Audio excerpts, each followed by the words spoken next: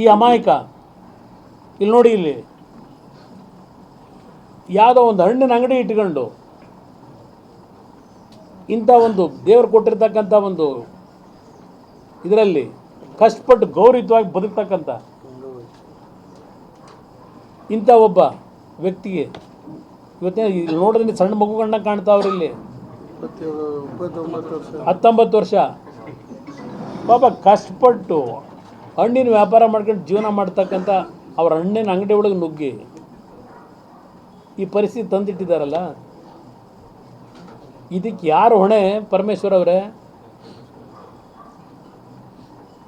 ಇಲ್ಲಿ ನೀವೇ ಹೇಳ್ತಾ ಇದ್ದೀರಿ ನಿಮ್ಮ ಅಧಿಕಾರಿಗಳು ಕೋಮು ಗಲಿಯನ್ನು ಉಂಟು ಮಾಡೋ ಉದ್ದೇಶದಿಂದ ಅಂತ ಹೇಳ್ತೀರಿ. ಇಲ್ಲಿ ಹೇಳ್ತಾರೆ ನಿಮ್ಮ ಅಧಿಕಾರಿಗಳು ಮತ್ತೆ ನಮ್ಮನ್ನು ಕೊಲೆ ಮಾಡೋಕ್ಕೆ ಬಂದುಬಿಟ್ಟಿದ್ರು ಅಂತ ಹೇಳಿದ್ದಾರೆ. ಇಲ್ಲಿ ಪೊಲೀಸ್ ಅಧಿಕಾರಿಗಳು ಪೊಲೀಸ್ ಅಧಿಕಾರಿಗಳನ್ನೇ ಕೊಲೆ ಮಾಡಲಿಕ್ಕೆ ಬಂದಿದ್ದರು ಅಂತಕ್ಕಂಥ ಕಂಪ್ಲೇಂಟಲ್ಲಿ ಸೇರಿಸ್ಕೊಂಡವ್ರು. ಇಲ್ಲಿ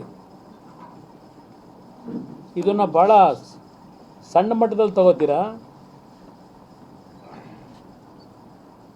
ಮುಖ್ಯಮಂತ್ರಿಗೂ ಕೇಳಲಿಕ್ಕೆ ಬಯಸ್ತೀನಿ, ಇದೇನು ಆಡಳಿತ ಅಂತ ಕರಿತೀರಾ ನೀವು? ಇದು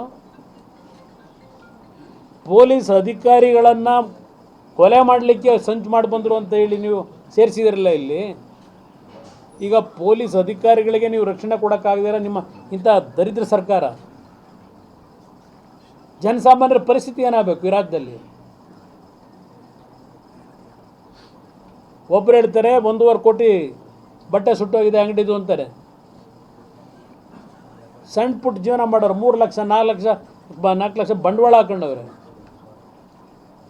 ಈಗ ಅದೆಲ್ಲ ಸುಟ್ಟು ಭಸ್ಮ ಆಗಿದೆಯಲ್ಲ, ಆ ಕುಟುಂಬಗಳ ಬದುಕೇನಾಗಬೇಕು? ಇದರ ಮೇಲೆ ನಿಮ್ಮ ರಾಜಕೀಯ ನಡೆಸಬೇಕಾ ಇಲ್ಲಿ ನೀವು? ಪೊಲೀಸ್ ಠಾಣೆ ಮುಂಭಾಗ ಇದ್ದಿದ್ದು ಕೂಡ ಸುಟ್ಟೋಗಿದೆ ಸರ್. ಎರಡು ಹೆಜ್ಜೆ ಇಲ್ಲ ಅಲ್ಲಿ.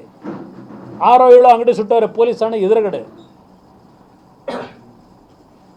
ಅಲ್ಲಿ ಎಷ್ಟರ ಮಟ್ಟಿಗೆ ನೀವು ಪೊಲೀಸನ್ನು ಈ ಒಂದು ಮೆರವಣಿಗೆ ಸಂದರ್ಭದಲ್ಲಿ ರಕ್ಷಣೆಗೆ ಸಿದ್ಧ ಮಾಡ್ಕೊಂಡಿದ್ರಿ? ನಾನು ಎರಡೂ ಸಮಾಜಗಳಿಗೆ ದೋಷ ಕೊಡಲ್ಲ. ಇಲ್ಲಿ ಆ ಸಮಾಜಗಳ ನಡುವೆ ಕಂದಕ ಉಂಟು ಮಾಡ್ತಾ ಇದ್ದೀರಲ್ಲ.